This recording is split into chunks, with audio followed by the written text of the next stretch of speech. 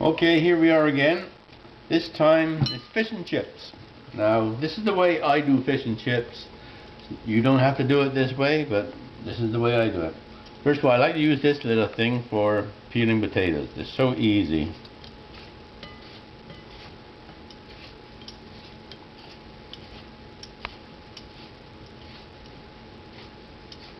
This is the way my mother used to do it years ago, and this is the way I do it all the time.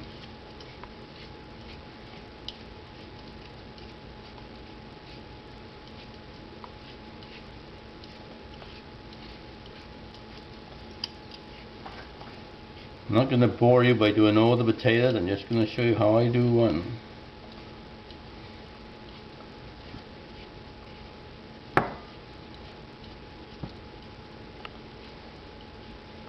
Then you put it in water, get the starch out. That's it for now. I'll come back in a minute and show you the chips. Okay, we're back again, going to cut some chips. Now, this is the knife I use. Now remember, the most dangerous knife in the box is the dull one. Make sure it's sharp, because the dull one will slip and cut your fingers. This will slice right through. And they get a little curl on there now and again. So just get one of these, and it takes the curl out. Keeps them sharp. Now what I do, cut the bottom off. Now I can just cut them into chip-sized slices. And I just put them on top of each other. Now I don't cut the ends off to make them square and pretty, because we don't entertain. We have people over to have a good meal, and they can be whatever shape. They're nice and crisp on the bottom then. Then after you do them, put them in water, and that will take the starch out. I use russet potatoes, or we use russet potatoes, because russet potatoes are the same kind they use on wrapped up baked potatoes, and when you have them in the silver paper and whatever, the gold paper. And they make the best chips, and they make the best baked potatoes. We used to host our family. We got a large family, but they're all together. I guess they're about 30 odd, 32. Luckily, a lot of them now have to work, and we used to host for the family for Easter and Thanksgiving and Christmas. We used to do all the work, but now we're too old, so we only do it on Thanksgiving now. And like I said, we don't actually entertain. They bring food, and then we oops, I'm getting apart from myself here. Try not to do that singularly. And they sit where they can. We got a lot of seats, but if we don't have enough, they happily sit on the floor and we have a good time. Good food, good company. We're not, if you come to our house, you'll have a good time and you have a good food. That's it. But that's how I do the chips. I'll let you go now, and we'll come back and see how I cook them. That's it for now. Okay, here we are. I've been soaking the chips.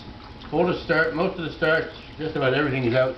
Now before you put them in, you have to dry them. If you don't dry them, you're going to get splattering all over the place. And I use the tea towels. Clean, of course. Well, partially clean. I used it to wash my feet this morning. Only joking.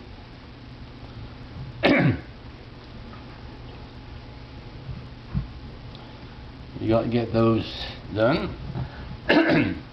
I have oil. You don't use canola oil. That's the best oil we find.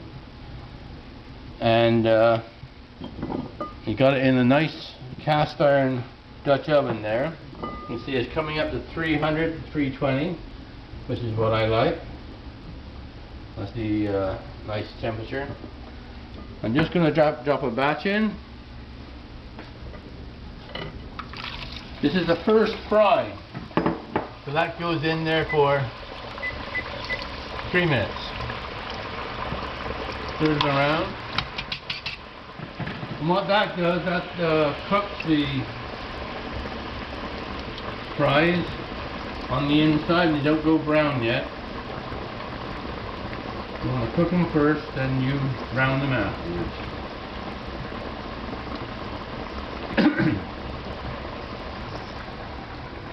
Now this is the second batch. You got a lot of cast iron utensils, or like pots and pans, because they hold the heat well. If you can pick one up and you don't have one, make sure you season it first. I don't mean with salt and pepper, I mean to put some oil in it and heat it up so it's kind of smoking, and roll it around and let it sit for a while, and that keeps the... Can I go over there for a bit?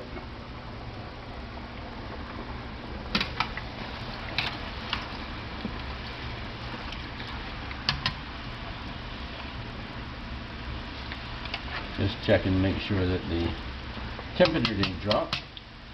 So what I'm going to do, I'm going to show you that I'm doing this batch, and we got a lot of batches, well, a few batches to do. And then we put them in the fridge to wait until we cook them properly this afternoon when the guests arrive. Well, actually, it's our daughter and her husband. Excuse me. Isn't it exciting to watch bubbling fat? No, canola oil anyway.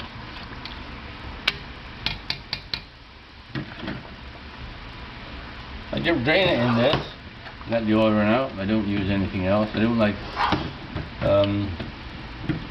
paper towels like that, because they soak up the oil and whatever. I let it get it all the way off. As you can see, they're cooking, but they're not going brown. I don't want them to go brown. To go brown the second stage.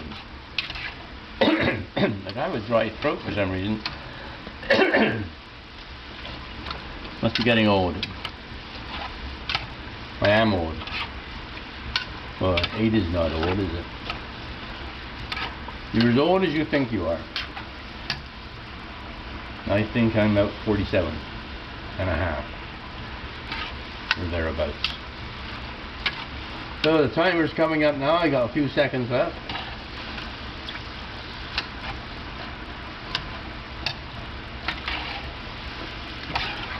You're getting a tinge of brown on them, so start taking them out now.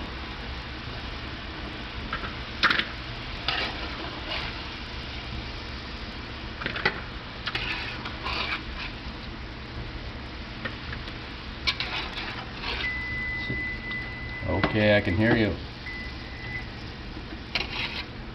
Persistence. Okay, they will stay there. Oops, there's one in there. Now I'll put the next batch in and I'll carry on, and then when those are done, I'll show you how I make my batter for the fish. Okay, batter. You got 1 cup of flour, 1 cup of water. We're going to have 3/4 of food coloring, 1.5 of baking powder. Oh, sorry, 1 teaspoon of baking powder, and 1.5 tablespoons of malt vinegar, and 1.5 teaspoons of salt. So you put the flour in, and you add the salt, and you add the baking powder. I have a recipe book for this, but I keep forgetting what it is.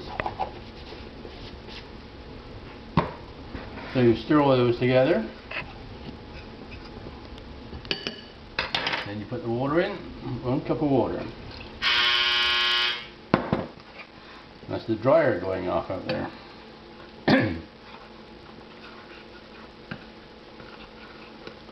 You combine that, so you got a nice thickness.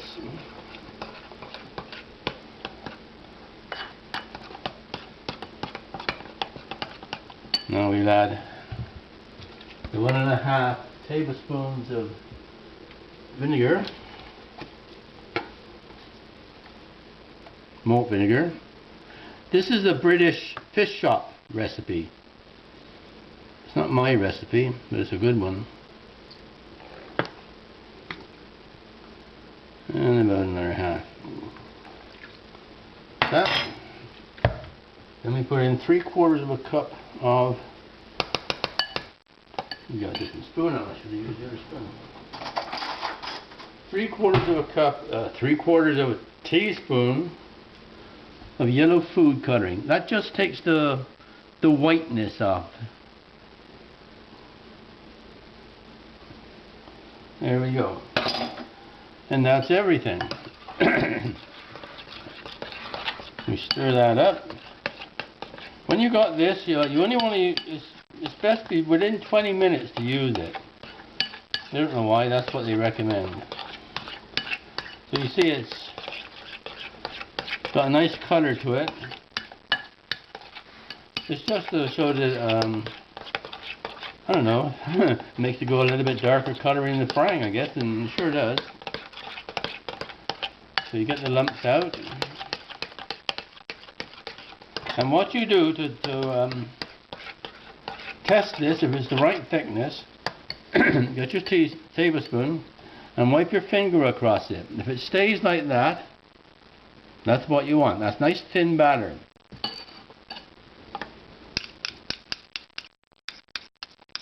And that's that. Now, over here we have the fish. This is haddock. It's our favorite fish. Now, we used to buy the fillets in the stores, but they're kind of little thin things. These are haddock loins. We got them at a fish warehouse. They bought a 10-pound box of these. We eat a lot of fish. So we have this over here. Make sure the thing is up to heat again.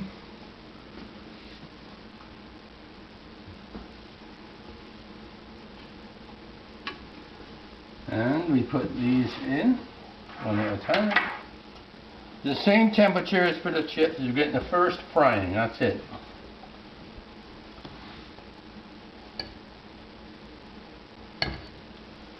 And this fish has really been dried off. It's not wet because the batter won't stick to it if it's wet.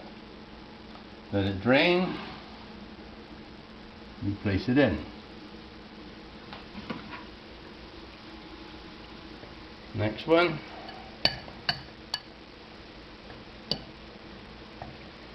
Let it drain.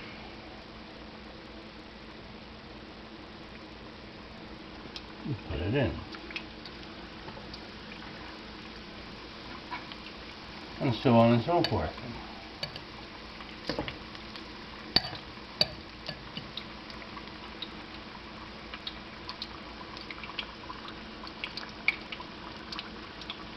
Now this is just to cook the fish inside, more or less, and to set the batter.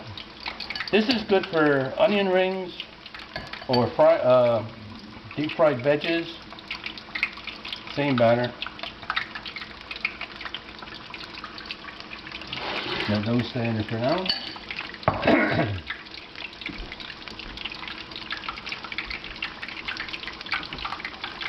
And they go in for about 3 minutes as well. I forgot to put the timer on, so I'll put it on for 2. See how it goes. Make sure they don't stick together.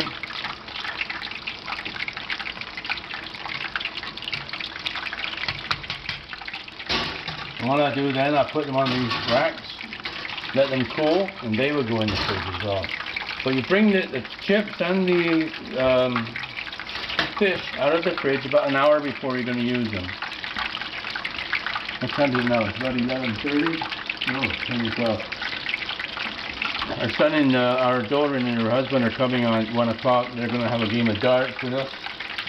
And we'll eat it at 4:30, so I'll get this out about 3:30 then. I'm coming over to play darts because I I designed or came up with a different dart game that they like. We're going to try it out for the first time, so I made a special board for it. And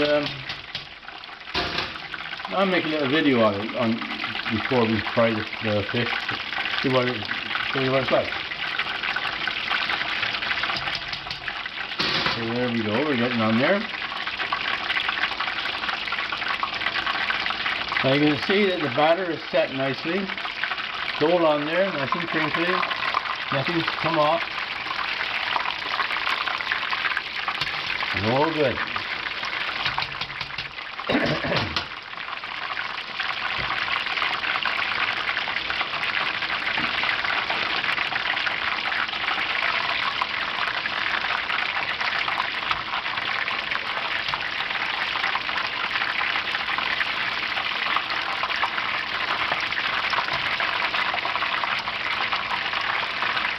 Nice to not to hear me talking, isn't it?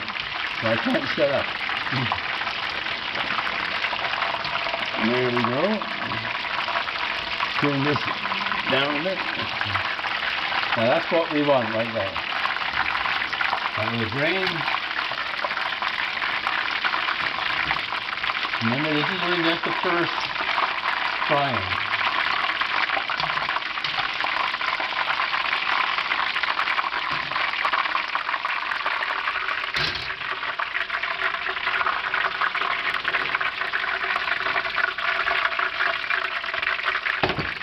Now the next batch goes in.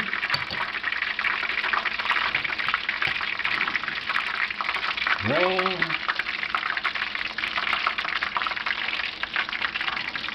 You know, the old fish and chip guys who used to have their fish and chip in England, the owners, you could always tell if the owner was, if the man was a fish fryer, or a chip fryer, because on his finger and thumb on the left hand, he would have no fingerprints. Because when he on his method of checking the chips was to get one out, pull one out, and squeeze it. And they were always hot, of course, so eventually it took off all their fingerprints.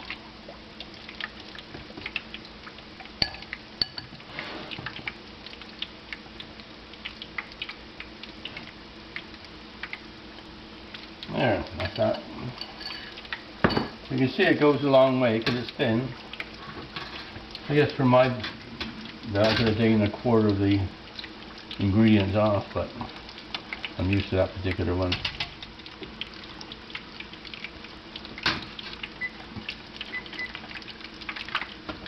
Get it on there.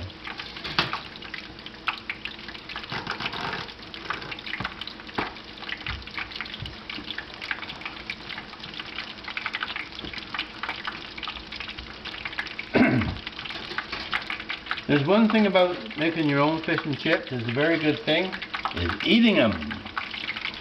I love fish and chips. I can live on fish and chips. Well, I wouldn't say that, because I like my roast beef and Yorkshire pudding too. These are what they call the scrumps in England.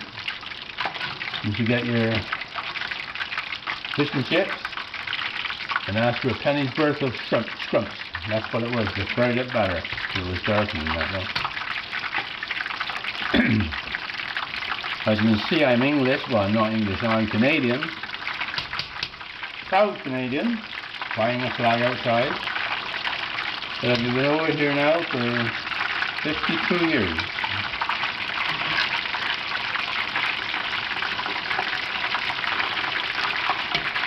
In the Royal Air Force for a while, a fireman. Then I did a lot of things. I became, I finished my apprenticeship first, tooling diameter, then went into the National Service RAF, and then I came out and eventually got over here, and now we have a big happy family. My wife Judy, Canadian lady. I won't say girl, she's lady. Of course, I'm a gentleman.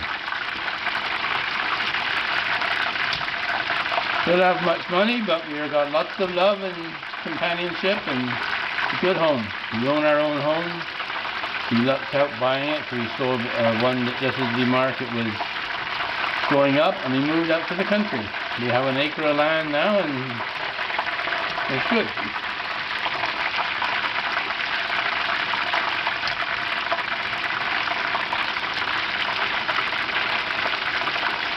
So this is coming out in another minute. Well, 50 seconds now. And I'll show you a little video of it, of the darts downstairs when we were doing it, just if you're curious. If you are curious, if you're not curious, then fast forward.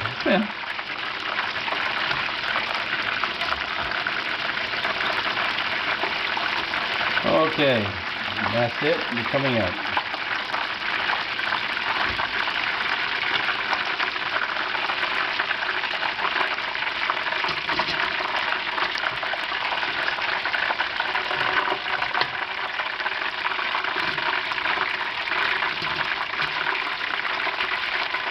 And that's it, my friends, until you see the darts. See you later. Oh, my left hand. Let me turn it. Come on. That's the penalty. Go on. It's a penalty. Wait till I Never doing that. Wait till I throw. 8 of clubs, do I have that? 8 of clubs. I don't, right? Okay. 8 of clubs or 8 of spades. Jack of hearts, I do have. Yep. Okay. You don't need any jacks except clubs. Okay. Nope. Okay. 8 of clubs. 8 of clubs and the king of spades. And king of spades. Oops, that one didn't go in there. There we go.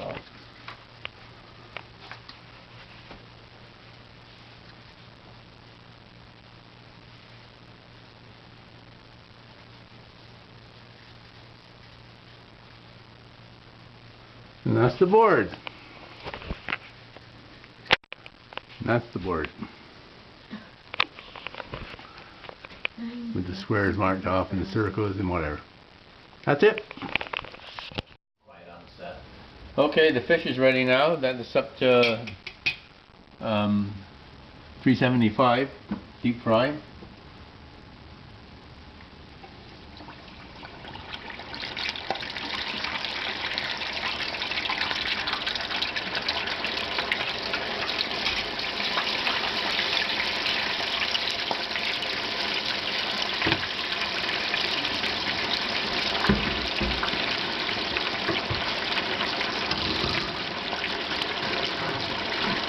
And they go in there until they're nice and brown.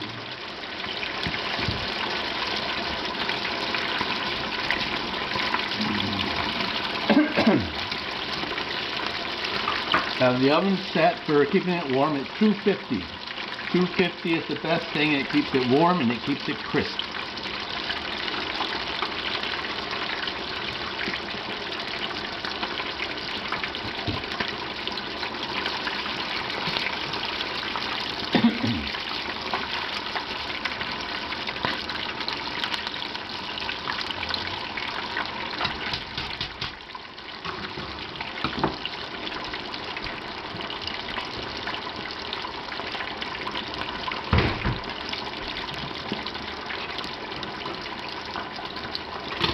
I'll just do the first 4 pieces and come back when it's the chips going in, you know.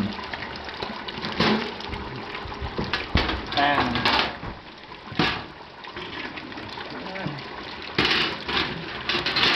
like to drain them, make a noise.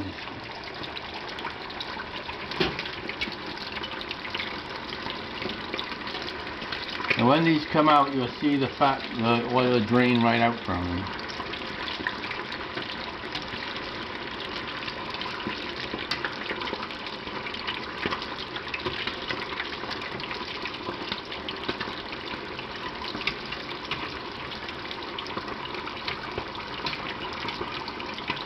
Okay, they're all covered in oil now, and you see it drains right out.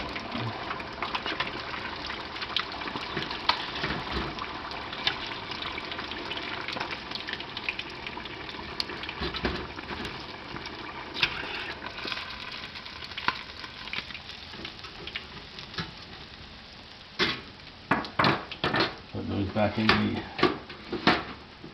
So they look pretty dry now. Now they're still crisp in the oven.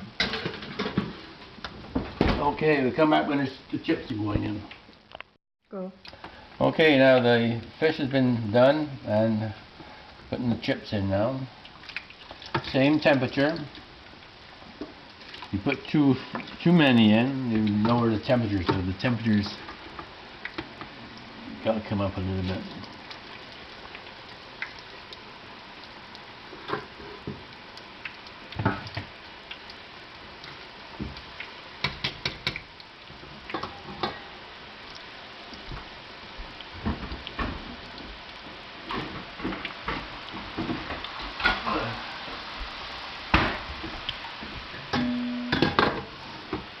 That's for the chips.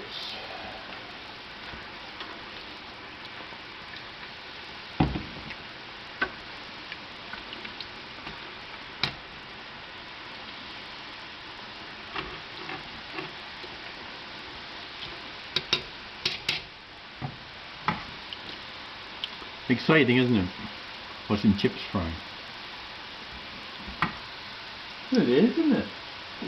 I'm saying that because my daughter and son are over there.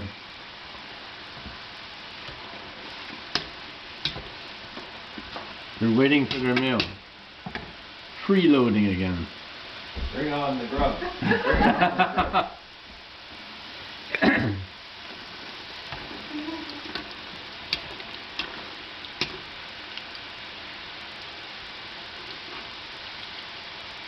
And when they all float to the top, you can take them out if that's the color you like. So if you like them a little bit darker.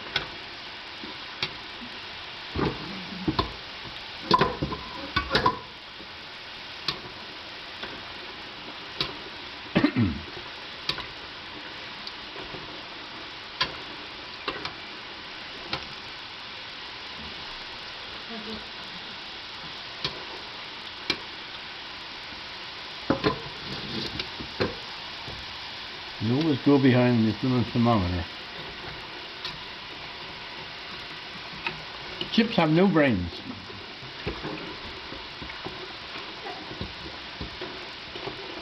Stop laughing at me over there. All I'm doing is telling the truth. Chips don't have any brains. They're still giggling at me over there. I can hear you, Carol.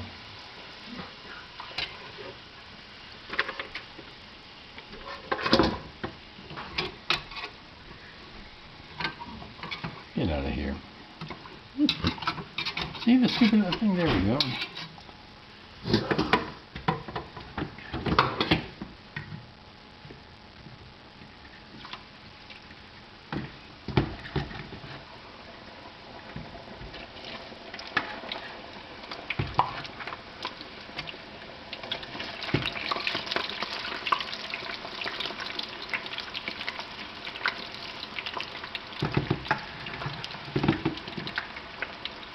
I'm sorry to put all these in now because the temperature came up there.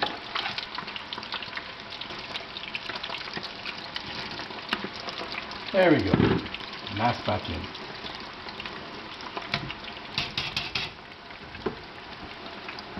So that's about it. You leave them to what you cook and what temperature you, what browning you want. And that's how I do my fish and chips. Here we are, my plate of fish and chips in the coleslaw.